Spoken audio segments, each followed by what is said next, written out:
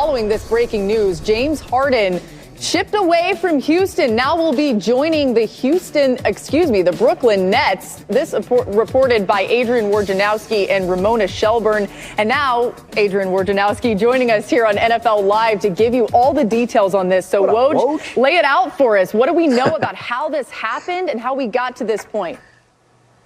First, guys, I am thrilled to be on this show. You guys know how much I love watching you guys. Man. But you're the man, listen, this is a massive deal all around. Listen, for the Brooklyn Nets to go out and get James Harden, this was something that Kevin Durant very much wanted.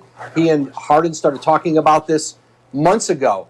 And listen, with the uncertainty surrounding Kyrie Irving right now, and I think there's still hope, expectation, he returns and plays for this team. Remember, free agency comes back upon you pretty quick in this league. Kevin Durant's in the second year of a 4-year deal, and getting Harden, that's another reason for Durant to want to stay. But now, if you get Irving back and he's back to playing at a high level, you have a 1-2-3, perhaps unlike we've seen in this league in the modern era, but certainly it comes at a steep price. 4 first-round picks, 4 pick swaps. The picks are unprotected. One of those picks is coming from Cleveland. This is part of a 3-way deal, really a 4-way deal. Caris LaVert goes from the Nets to the Indiana Pacers, and Indiana sends Victor Oladipo to Houston. So a lot of moving parts in this deal. Yeah, you mentioned some of those moving parts, and the Kyrie piece of this is really interesting. I want to get back to that, but let's talk about this 4-team deal. Give us a little more detail on the second level part of this, other than just James Harden joining the Nets. Well, I think this was a deal really that came together in the last couple days, and Philadelphia was very much in pursuit of James Harden. Obviously, Daryl Morey, their president, traded for him in Houston, won a great deal with him. But ultimately, this Nets deal, this package, bringing Cleveland into it, got it done. And I think for Houston, you look at them, remember, they gave up a lot of picks in that Chris Paul, Russell Westbrook deal. They get them back and then some, and it gives the Rockets now, their new GM, Rafael Stone, an ability to start a rebuild. Victor Oladipo's in the last year of his contract. They can see how that goes. Do they want to re-sign him? Does he want to be there? But certainly a blockbuster deal by any standard in the NBA. And it is going to be fascinating to see Harden and Kevin Durant reunited in Brooklyn. Obviously, they played in Oklahoma City together. And then Kyrie Irving, likely, potentially, you would expect at some point as part of that mix too. Wow. As all this was coming down, Woj, on your Twitter, it was like looking around like, wow, what else is going to be added to this? But just to recap for everybody, we see James Harden go from Houston to the Brooklyn Nets, joining up with Kevin Durant, something that he wanted to do. Thanks so much to Woj for joining us here on NFL Live. Much more coverage on this James Harden blockbuster trade at 6 Eastern on SportsCenter. Keep it locked right here on ESPN. We'll have all the breakdown. Woj, of course, continuing to keep everybody up to date on all of. Max, how does this make Harden look? Makes him look bad right now. First of all, how are you showing up fat in the NBA? I don't understand. You're not a center or something like that. You're a combo backcourt player with you're dribbling all day and running up and down the floor, and improved defender. How are you, even if you play basketball on a daily basis in a rec league, it's hard to be fat. That's impressive, as a matter of fact. That's number one. Number two, guys, he looks bad because even John Wall's coming out after that and saying, you're bailing after 9 games? We need everyone to, pulling in the same direction. Everyone knows Harden doesn't want to be there. Here's the problem. Here's the problem, guys. And Stephen A., you brought up Dwight Howard earlier, and I brought up Westbrook and Chris Paul. Harden thinks he wants to play with guys, and then after a year, the other guy's even if he has a good relationship with them, like Westbrook does, I don't want to play with this dude anymore. This has happened time and again with Harden. So if you're another team looking at Harden, seeing he's a superstar, right? He plays on superstar level. You're thinking, do I want to mortgage the future to get this guy in here now? What if in a year or two, whoever we have here that makes this an attractive destination for him says, I don't want to play with that guy anymore? Now, It'd be one thing if I understand rolling the dice on that if Harden was the type of dude who came through under pressure, like Game 7 against Golden State. Only reason they got that far because they were an undermanned team even before Chris Paul got hurt. They got to a Game 7 against the KD, Clay, Steph, Dre Golden State Warriors. Won 73 games, added KD. Nothing could stand in their way. But they played a Game 7 in Houston. And Houston went 0 for 27. 0 for 27 from 3 at one point. Still only lost by single digits. If Harden was the type of cat who got hot that night and got him past Golden State, then maybe some of these teams would be like, and the dude is clutch. He's going to deliver us a championship. Let's grab him. But they don't feel that way. And what you're seeing is teams unwilling to give the Rockets superstar compensation for Harden. So right now, what Harden looks like is a non-superstar on the trade market. Max, I respect your opinions, and I don't disagree with you, but you're giving me your opinion. I'm trying to give you some information. I've been on the phone all morning. Here's what they're saying about Harden. He's given 50% effort. He's taken about 35% of the shots he normally takes. And because of that, his teammates, he's not getting along with them because he's made it very, very clear to them that he does not believe in them and that he doesn't want to play with them and he doesn't want to be there. He's considered somebody that's being good to the city of Houston because he loves H-Town. He's not being truculent with the organization per se or with ownership, but because of how he has reacted to his players, to the team, to the teammates, they don't appreciate it. And as of right now, they're pretty much done with him because they know he's done with them. As a result, Max, from what I'm being told, the Houston Rockets are strongly considering granting James Harden his request to let him sit out and not be with the team anymore until they're able to move him. They haven't made that decision yet. Maybe they have made it within the hour, or maybe they'll make it sometime today or tomorrow. But the situation has regressed to such a degree that as of right now, the Houston Rockets are contemplating as to whether or not they're going to let James Harden just stay home until they find a suitable trade in order to move him out of there. I think it's sad. I don't think he's handled this right. He's still averaging 24 and 10 on 44% shooting. He's still doing, that's only shooting 16 shots a game to show you how lethal he is. But I think it's a damn shame that Steven Silas, who waited 20 years as an African-American assistant in the NBA to get this opportunity, to be subjected to this. I don't think that makes James Harden look good in a lot of people's eyes. But I'm not going to completely absolve the Houston Rockets from this in this regard. They kind of created a culture. Mike D'Antoni is gone. That's his guy. Daryl Morey is gone. That's his guy. You should have moved him out, too.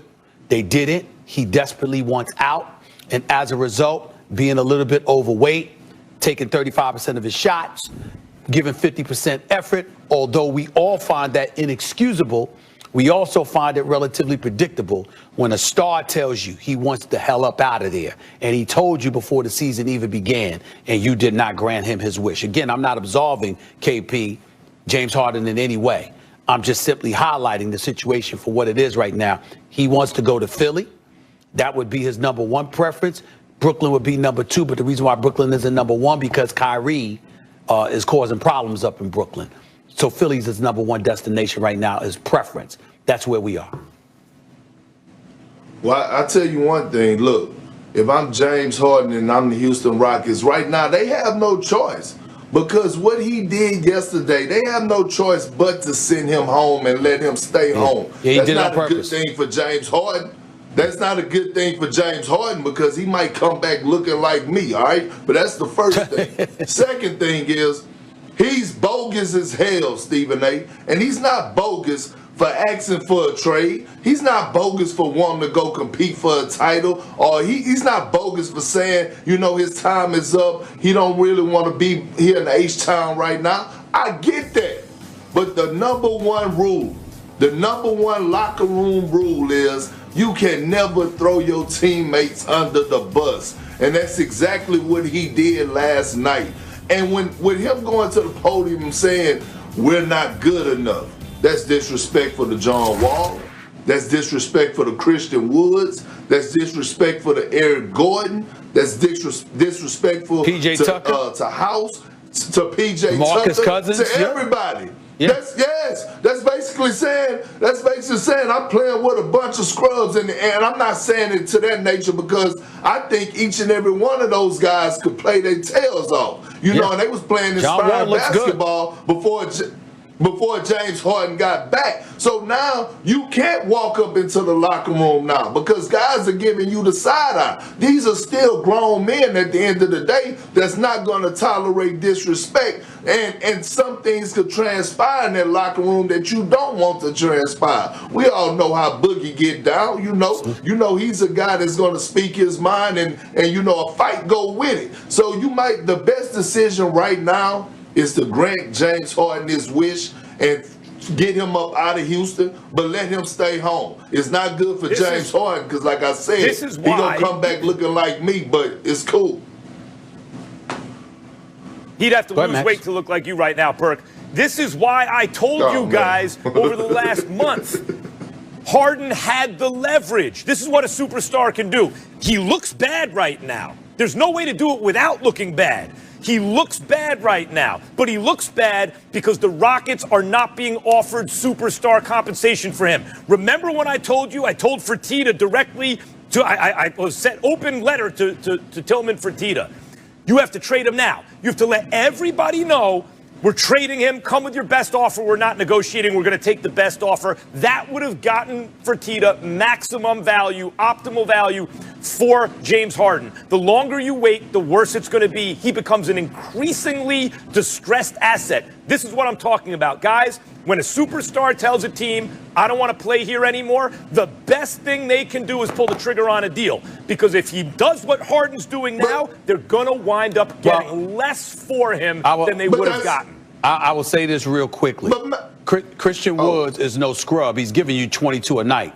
I think John Wall has looked better than I thought he would look. He's averaging 18 and 5 a game. Yep. John Wall, and he's only going to get better. John Wall is no scrub. John Wall can ball. And listen, Boogie is there. PJ Tucker, Eric Gordon, and those boys are still there. He doesn't have a scrub team. But again, we know he's mishandling this. We know why. And KP, you're absolutely right. You can't throw your teammates under the bus like that. Can't do it. But he's doing it to force his way out. He's doing it to force the situation. And I get that, but Max, listen, not all the time you have to grant a team has to do what the superstar says if they want out. We just watch Anthony Davis do the same thing, and the New Orleans Pelicans held out until they got everything back that they wanted. And Zion Williamson, the #1 pick, Brandon Ingram. So that's not true. And guess what? The Houston Rockets is still go get a Ben Simmons or maybe a Kyrie Irving back in the deal. No Kyrie Irving. No Kyrie Irving. Nobody's trusting him right now. No, they won't. All right, guys, yeah, the whole situation is pretty crazy. It's pretty messed up too, but let's end the show on a positive note. Because did you see what LeBron James did last night? He had 26 points highlighted by no-look three-pointer from the corner. It looked good, and guess what? It was all part of a bet. Perk. James Harden reportedly being traded from Houston to Brooklyn. Harden making it clear after last night's game that, hey, it was fun while it lasted, Houston, like the city, but hate the direction of the organization, cannot play with this team. And the Rockets reportedly have traded James Harden to the Nets. It's a deal that it involves either 3 or 4 teams at this point. There are reports that the Pacers are moving Victor Oladipo to the Rockets for a package around Caris, LaVert. A lot of moving pieces at this point, but let's focus on the main thing right now, and that's James Harden, a reigning scoring champion being traded. Haven't seen that in 16 years when Tracy McGrady was traded from the Magic to the Houston Rockets. This time it's James Harden, 3-time reigning scoring champion, being sent from the Rockets to the Brooklyn Nets.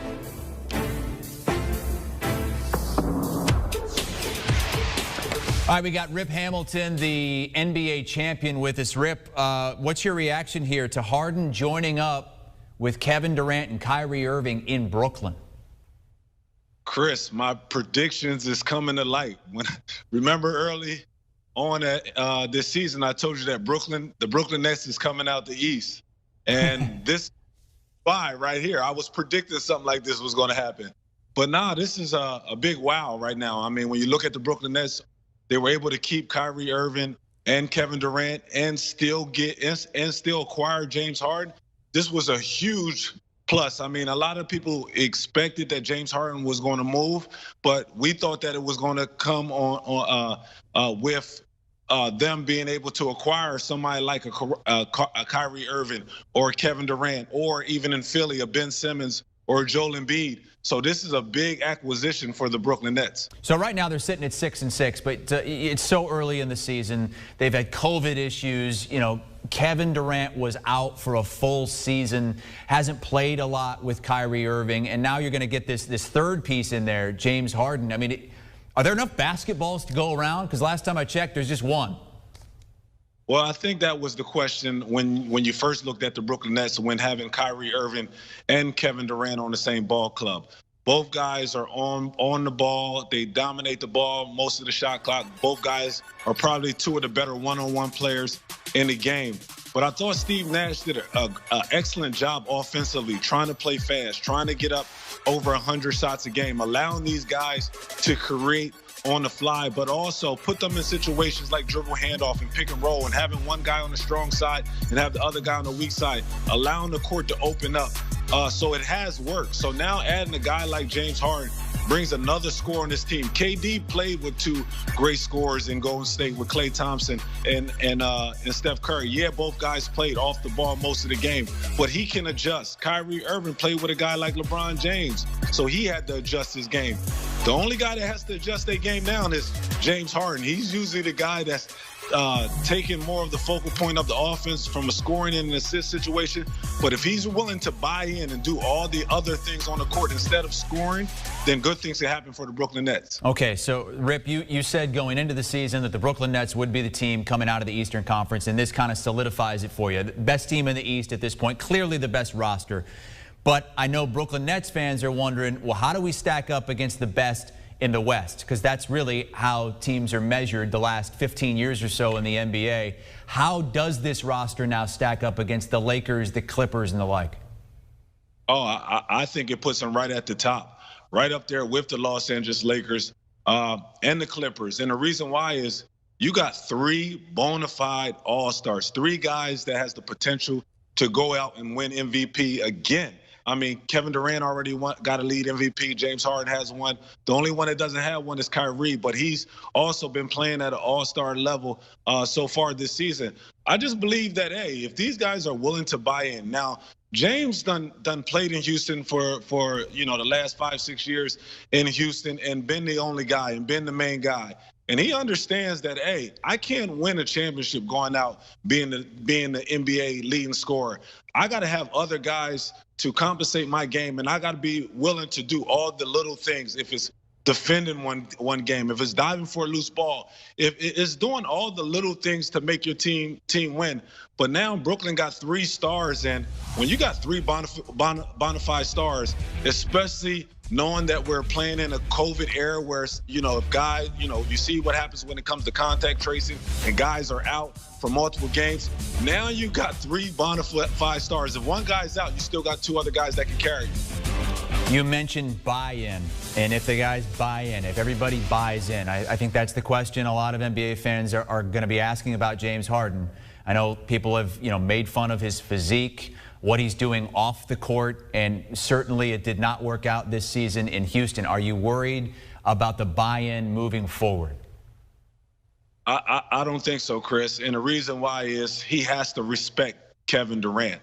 Kevin Durant is probably going to be the best player on that ball club, hands down. I mean, when you're coming into a situation, he already has a relationship with KD, playing with him in OKC. You got a premier point guard in Kyrie Irving, a guy that James Harden respects. You got a former MVP coach in Steve Nash, who hired Mike D'Antonio, who James Harden, who's very familiar with, a guy that he was trying to get back to, to be underneath that realm.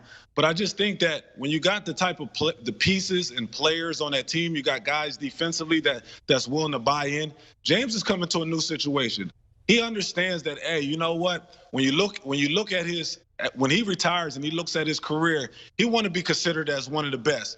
And a lot of times how we measure one of the best in our game is how many championships you win, not how many scoring titles you got, not how many times you've been to the All-Star game, but how many championships did you win. So I think this is a situation where he goes to this team, he knows that he has to buy in for him to get that goal. All right, Rip Hamilton says this is huge for the Brooklyn Nets. It puts them over the top in the Eastern Conference and stacks them right up there equally with the Los Angeles Lakers, the Clippers, and those great Western Conference teams. Rip, thank you so much for the time as we react to the news, the reported trade of James Harden in a four-way trade to the Brooklyn Nets. Now, these are the reported trade details.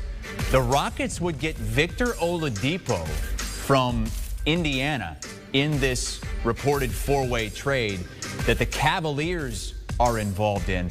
The Pacers would get Caris, LaVert, and a second-round pick. Now, the Rockets are also getting 4 first-round picks in the deal and 4 pick swaps from the Nets. So it's not all bad. If you're a Houston Rockets fan, you are set up. You got a new star coming in Victor Oladipo. You still got John Wall, DeMarcus Cousins. You also got Dante Exum and some other guy whose name I don't know how to pronounce on the list as well. More breaking news coming up. James Harden. Did you know how to pronounce his name, Jeremy? I did. Whatever. You know, you get four-way trades and things get a little crazy in the weeds. But the bottom line is James Harden got his wish. Out of Houston, headed to New York City. And the Brooklyn Nets, the team with Kevin Durant and Kyrie Irving. Bill Ryder on the other side of this.